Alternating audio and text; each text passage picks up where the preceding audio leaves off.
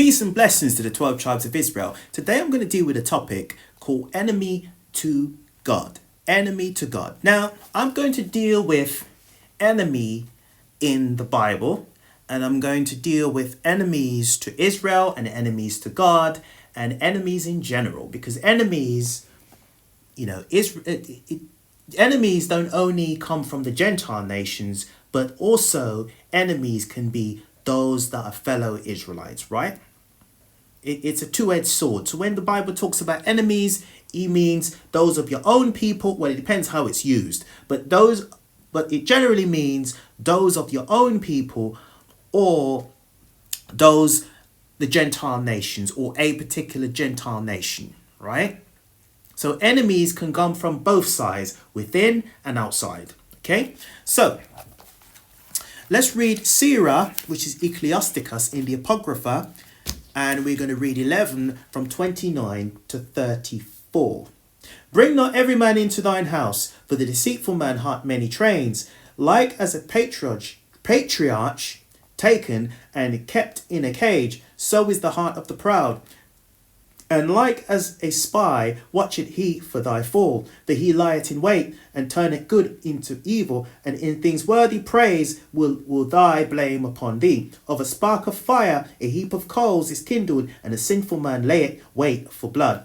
Take heed of the mischievous man, that he worketh wickedness, lest he bring upon thee a perpetual blot. Receive a stranger in thine house, and he will disturb thee and turn thee out of thine own. So let's read from the beginning again. Bring not every man into thine house, 29. For the deceitful man hath many trains, right? So we're not supposed to be bringing everybody into our house. Like a partridge taken and kept in a cage, so is the heart of the proud, and like as a spy watcheth he for thy fall. So your enemy always watches you, tries to get in with you, but he's looking for ways of taking you out and taking you down, right? 31, but he lieth in wait, and turneth good into evil, and in things worthy praise will lay blame upon thee. Of a spark of fire a heap of coals is kindled, and a sinful man layeth wait for blood.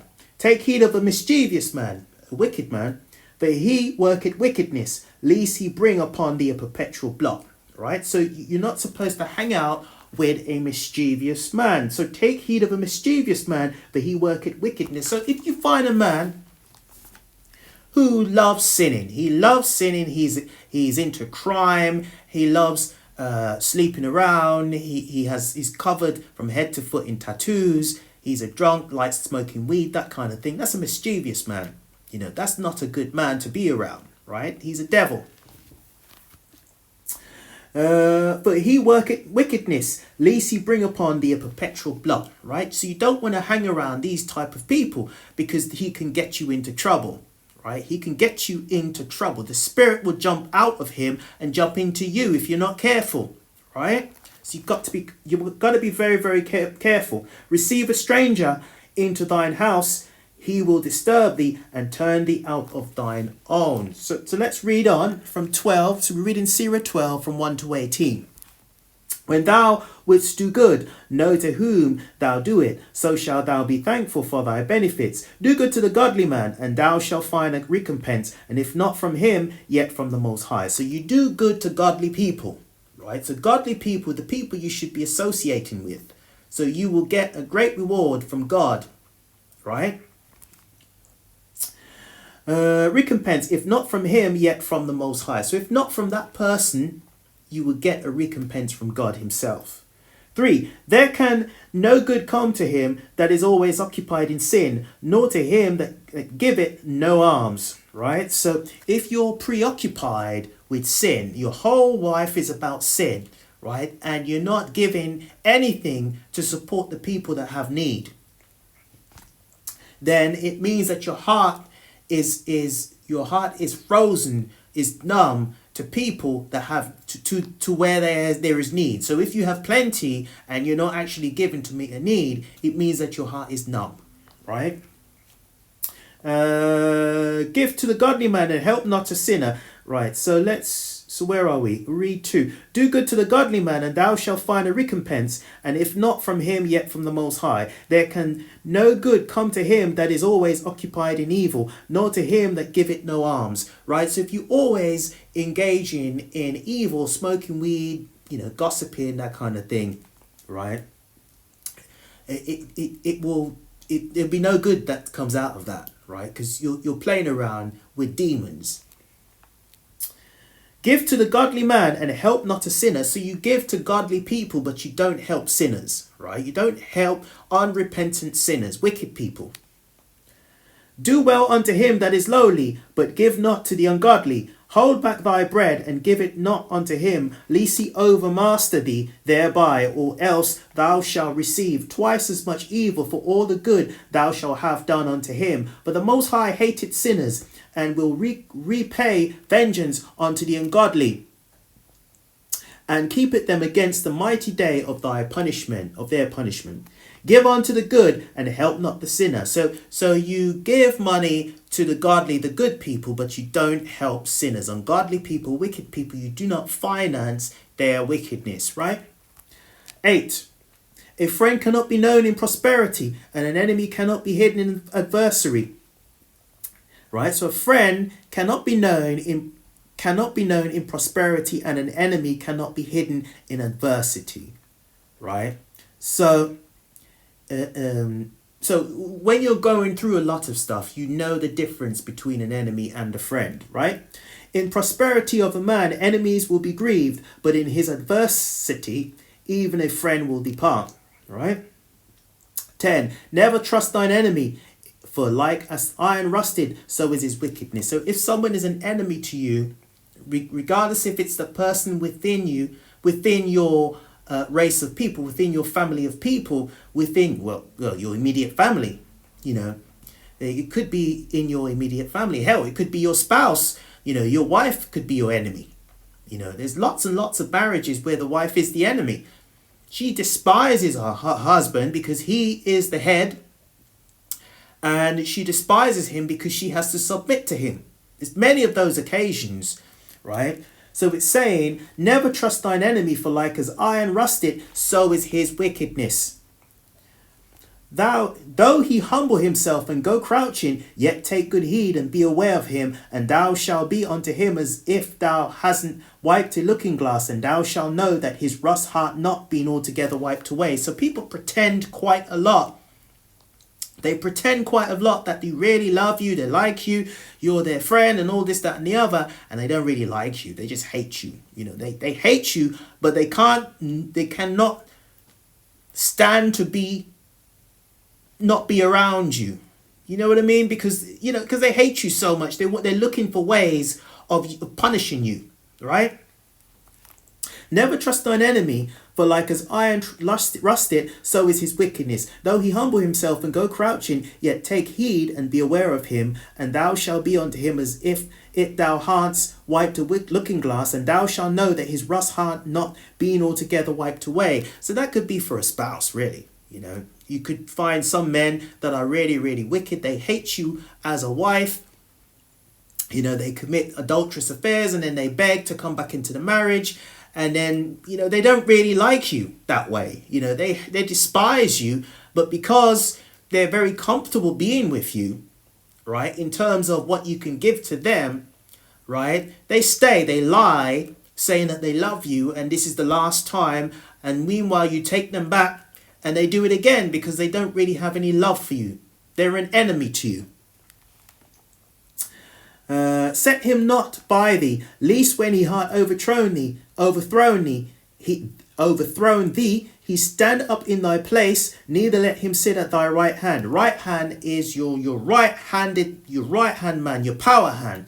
Don't put your trust in this man with your life. Don't trust your life with this man. Set him not by thee, lest when he hath overthrown thee, he stand up in thy place, neither let him sit at thy right hand, lest he seek to take thy seat, and though at the last remember my words, and be pricked therewith. Right? So you don't mess around with an enemy, because their main aim is to destroy you, right? Because they can't stand you.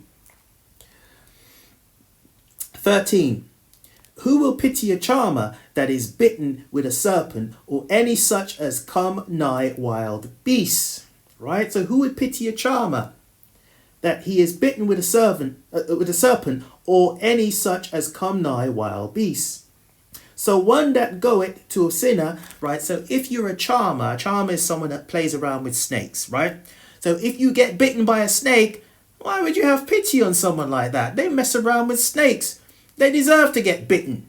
It's like you see these people with wild animals as pets, like lions as pets. That's not how it's supposed to be. They're supposed to be wild animals in the wild. But you have them in your house as pets. And then sooner than later, they end up biting you or eating you, right? You don't mess around with these wild animals, right? So it's saying, why would you pity a charmer? They mess around with these animals. Of course they're going to get bitten. 14. So one that goeth to a sinner and is defiled with him in his sins, who will pity? For a while he will abide with thee, but if thou begin to fall, he will not tarry. An enemy speaketh sweetly with his lips, but in his heart he imagine how to overthrow thee into a pit. He will weep with his eyes, but if he find an opportunity, he will not be satisfied with blood.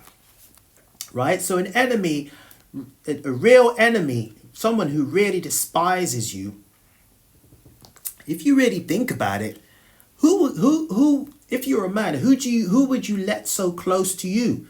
Your wife, right? Obviously your best friends too, your boys too, but primarily your wife, right? She could become an enemy to you. And you put your trust in this woman thinking, well, she has your back, and she doesn't have your back.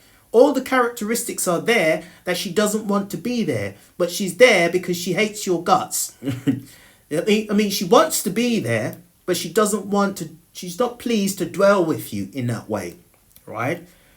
She's there to take you out and take you down. She's looking for a way of getting what she wants from you and taking you out. And you can flip it the other way around too. And it also can be a friend, right? Like you're a guy and you have a guy friend who despises the fact that you have more money than him. And he finds a way to get to know all your secrets by becoming your best friend. But secretly, he just wants to take you out because really he's jealous because he wants your fame. He wants your money. Right? He wants your status. He wants your wife. He wants your house. He wants everything. And then so he eases his way in and then seduces your wife and then has an affair with you. That happens quite a lot, right? That's an enemy, right? Who seduces his way into a married couple's life, coming into your home, being sweet with you. And then when you're not looking, he's having an affair with your wife. That's an enemy. So where are we? Let's read 15. And for a while he would abide with thee, but if thou begin to fall, he will not tarry. An enemy speaketh sweetly with his lips, but in his heart he imagine how to overthrow thee into a pit, and he will weep with his eyes, but if he find an opportunity, he will not be satisfied with blood. So that means if you take him back, give him another chance, he'll do it again. He's not satisfied until you die. Can't stand you. 17. If adversity come unto thee, thou shalt find him there first. And though he pretend to help thee, yet shall he undermine thee. He will shake his head and clap his hands and whisper much and change his countenance. Let's read 17 again. If adversity come upon you, thou shalt find him there first. He might turn up first. And though he pretend to help thee, he might pretend to help you out. When you're down, the chips are down, he might come on, you might be down and out, you're in the hospital because, it's really, you've got a bad disease and the woman says, well, oh, I love you. She comes visiting your hospital and gives you sweet words, mops your head. If adversity come upon thee, thou shalt find him there first. Though he pretend to help thee, yet shall he undermine thee. She's just doing it for show because she knows you're in a bad way. So she's just doing it, but she's just biding her time really. She's just wishing that you die so that she can have all of your money. He will shake his head and clap his hands and whisper much and change his countenance. So he'll do anything to take you out and take you down. So let's now go to Surah 6, and we're going to read pretty much all of it. There's quite a bit to read. So they're short verses, so we're just going to read as fast as possible. Instead of a friend, become not an enemy, for thereby thou shalt inherit an ill name, shame and reproach. Even so shall a sinner that heart a double tongue. Extol not thyself in counsel of thine own heart, that thy soul be not torn in pieces as a bull strain alone. Right? So you're not supposed to counsel yourself in your own heart. Right? That thy soul be not torn in pieces as a bull.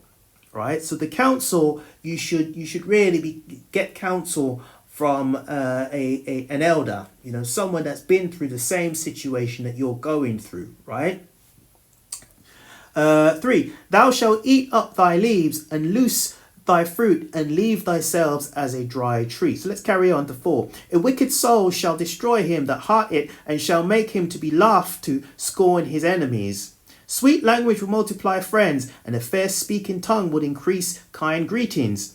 Be in peace with many, nevertheless have but one counselor of 1,000. So you should choose your friends on your on your hand, right? So you shouldn't have a lot of friends, people that you really trust, and you should have one particular person who you can trust with good counsel, right? So let's read that bit again. Be in peace. Sweet language will multiply friends, and a fair speaking tongue will increase kind greetings. Be in peace with many, nevertheless have but one counselor of 1,000. If thou wouldest get a friend, prove him first, and be not hasty to credit him. So if you get a friend, prove him first, and don't be so hasty to credit a friend. So it's a process you have to make. If you're looking for a spouse, you have to prove them first. If you're looking for a good friend, you need to prove that person first. For some man is a friend for his own occasion, will not abide in the day of thy trouble, and there is a friend who being turned to enmity and strife will discover thy reproach. Right? So you got friends for a season and friends for a particular time, right? For a particular time, and there is a friend who being turned to enmity and strife will discover thy reproach. So basically they're just here for a season to fulfill whatever you want from them, and then they'll disappear. They're not real friends. 10, again, some friend is a companion at the table and will not continue in the day of thy affliction. So they're just there because you're rich, you got money, you got status, and they want some of that, right? But when bad things are really happening to you, when you lose your money, they're gone, right? You might have a wife that is there for the money. She's not there because she genuinely wants to be there and please you. She's there because she can't stand your guts, but she loves the money.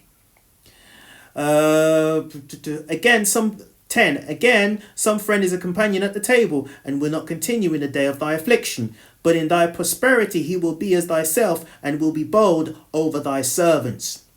And if thou be brought low, he will be against thee and will hide himself from thy face. Separate thyself from thine enemies and take heed of thy friends.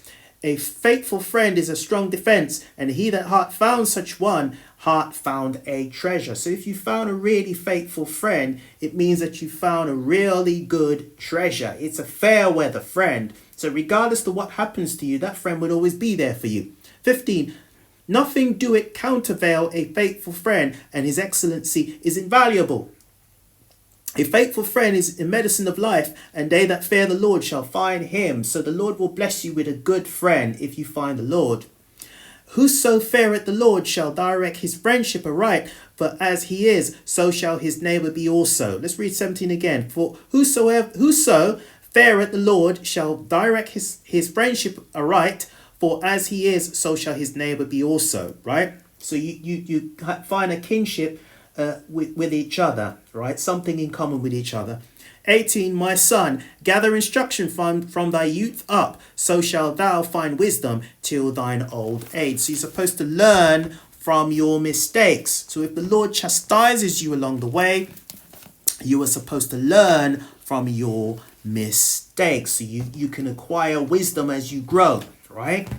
So that you know who is a friend, who is not a friend, and you can define what the type of friendship it is. It might just be a friendship in university. It might just be a friendship in school. It might be just a wife that is not really going to stay. She's not a real friend. She's an enemy because she's only there for the money and the status and what she can get from you. The good times. But when the bad times come, she's gone. She takes the money, she runs, she uses you, spitefully uses you, takes what you want, and then she runs away and then traps you in spousal support or child support, whatever it is, and vice versa. You might find a friend who, you might find a man who is an enemy to you. He's not there because he genuinely loves you. He wants to be there. He's there because, he wants a woman to do all the womanly things. But deep down inside, he's looking to be with another woman, right? So he doesn't really truly love you, right? So there's all these different types of relationships, but you're supposed to prove a friend so that you determine what that relationship will be and what that friendship really is, right? Okay, so let's go to Proverbs 16 and we're going to read from 1 to 7. So it's Proverbs 16 and we read from 1 to 7. The preparations of the heart in man and the answer of the tongue is from the Lord. All the ways of a man are clean in his own eyes, but the Lord weigheth the spirits. Commit thy works unto the Lord, and thy thoughts shall be established. The Lord hath made all things for himself, yea, even the wicked for the days of evil. Every man that is proud in his heart is an abomination to the Lord. Though hand join in hand, he shall not be unpunished. So you cannot be prideful, because in pridefulness there is a lot of sin, right? Because you think that you're in control of your own life and you don't need God, right? That's pride. That's the Satan telling you lies, right? So everyone that is proud in his heart is an abomination to the Lord. Though hand join in hand, he shall not be unpunished, right? 6, be mercy and truth. Iniquity is purged, and by the fear of the Lord men depart from evil. When a man's ways please the Lord, he maketh even his enemies be at peace with him. So when it says, though hand join in hand, it means that though this person has done the most wickedness, these bunch of folks has done the most wickedness, you want to forgive and forget. Yeah, that is good. That is a good thing to be, because the Bible says you should live in peace with all mankind, all races of people, all families. We are supposed to live in peace, if it be possible, right? But that doesn't take away, you living in peace doesn't take away the punishment that is going to come upon various nations of people and various individuals, right? Okay, so, and it says, number 7, when a man's ways please the Lord, he maketh even his enemies be at peace with him. So if you please the Lord can turn the situation around and make even the people that are supposed to hate you, that have a history of hating you, he can turn their hearts around and they could bless you. The Most High can use them to bless you, to bless your life. They can be at peace with you too. Let's read it again. When a man's ways please the Lord, he maketh even his enemies to be at peace with him. So if you're standing on the street corner and you're being really nasty towards different groups of people and even your own people, then how can the Lord bless you now? Because your ways are not pleasing the Lord, right? He says he'll make even his enemies, your personal enemies, be at peace with you. In other words, they're not warring with you anymore. They're blessing you. The Lord is using them, is turning their heart, is using your enemies to bless you so that you yourself can live in peace too, right? So let's now go to Psalms 83 and we're going to read from 1 to 8. So we're going to go to Psalms 83 and we're going to read from 1 to 8. So we're not going to stay too long with this. So Psalms 83. So we're going to read about the Most High's enemies, right? Now, the Most High's enemies, he put in the Bible.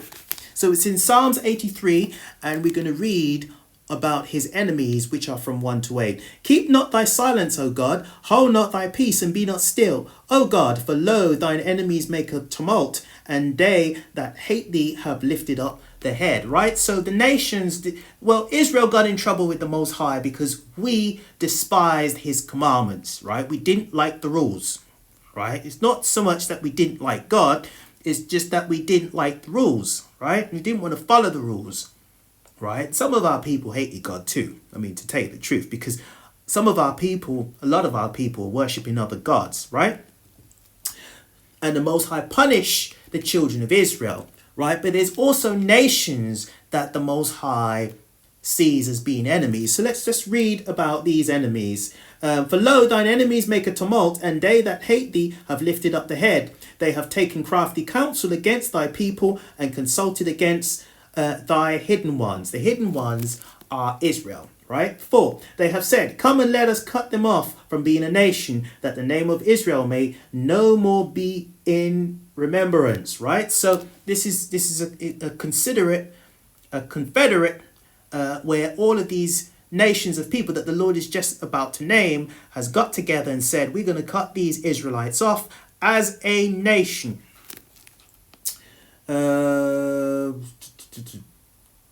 Right, so 5, but they have consulted together with one consult, that they are confederate against thee. Let's read 4. They have said, come and let us cut them off as being a nation, and that the name of Israel may no more be in remembrance, right? So that is with the doctrines.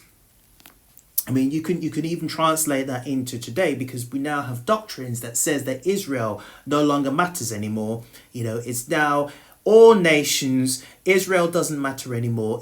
Even Israel itself has become a Gentile nation, right? Which is hatred, right? That's not what the Bible is saying. That's not true, right?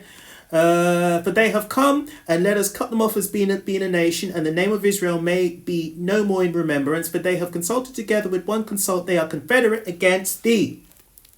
6, the tabernacles of Edom, right? So Edom is number 1, and Ishmaelites number 2, of Moab number 4, the Hagarenes, which are the Egyptians, 7, Gebal and Hammon.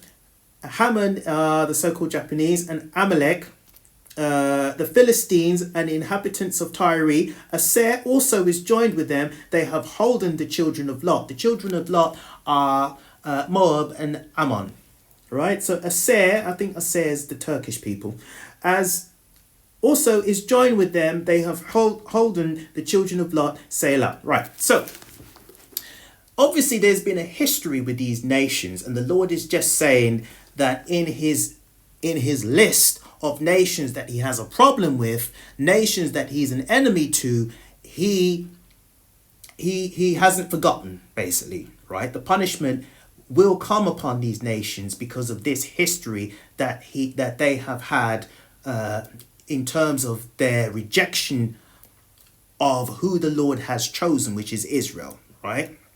Their hatred for Israel. Okay, so let's go to Leviticus 26. And we are going to read. A few verses in Leviticus 26, right? Because we know that the Most High has a big problem with the other nations too, not just with Israel. So now I'm gonna read about the Most High's problem with Israel, right? Leviticus 26:33. And I will scatter you among the heathen, and will draw out a sword after you, and your land shall be desolate, and your cities waste. So the Most High, he basically kicked us out of our homeland, right? Because the Most High was very, very angry with us, because like I've said before, a lot of us were worshipping other gods, and we were mixing with the nations which he specifically told us not to do. We were doing what he asked us not to do because we hated the rules, right? We didn't like the rules, right?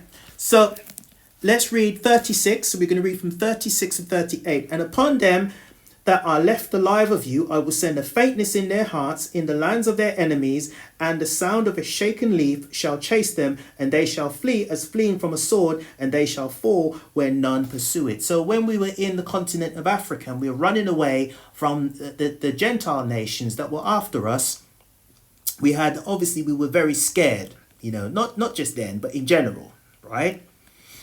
And when Jerusalem was invaded by the Romans, obviously they kicked us out, but they didn't just kick us out. They obviously killed us and did us all sorts of stuff, right? So and a lot of us were running away, right, from being persecuted. Let's read 36 again. Upon them that are left alive of Yah will send a faintness in their hearts and in the lands of their enemies. Right? So wherever the Lord has scattered us, which is the four corners of the earth, and the sound of a shaken leaf shall chase them, and they shall flee as a fleeing from a sword, and they shall fall when none pursue it. Right? So we'll be scared, constantly scared and in fear of our lives. That's what it's saying. So we never secure in ourselves, because we're always scared that they're going to turn up and they will persecute us. 37, and they shall fall one upon another, and as it were before a sword, when none pursue it, and ye shall have no power to stand before your enemies, and you shall perish among the heathen, and the land of your enemies shall eat you up. Right? So the Most High curses people, right? Because he hated his people, right? Because he hated us as a nation of people because of our wickedness, right? Now, he hated the sins that we were doing, right? But he didn't hate us to the point where, we became an enemy, a direct enemy to him, right? He still loved Israel, right? But we have became an enemy to him, right? In our hearts, right? We had become his enemy, right? So let's read from 44 to 46. And yet for all that when they be in the land of their enemies, I will not cast them away, neither will I abhor them, to destroy them utterly, and to break my covenant with them, for I am the Lord their God. So let's read it again. And yet for all that when they be in the land of their enemies, so wherever we were scattered, I will not cast them away, the Lord will not cast us away, neither will I abhor them, hate them, to destroy them utterly, and to break my covenant with them, for I am the Lord their God. So the Lord never really hated Israel. Right? So he never really hated Israel. It's just that he despised our behavior, right? Our behavior was completely off, because here he is giving us the world, rulership over the earth, and we weren't taking it seriously. We were like spoilt brats. We thought, oh, well, we were gods in our own head.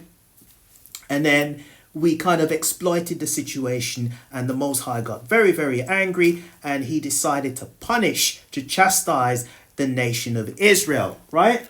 So so this scripture is saying he never hated Israel, right? So 45, but I will, Israel as a nation of people, let me put it that way.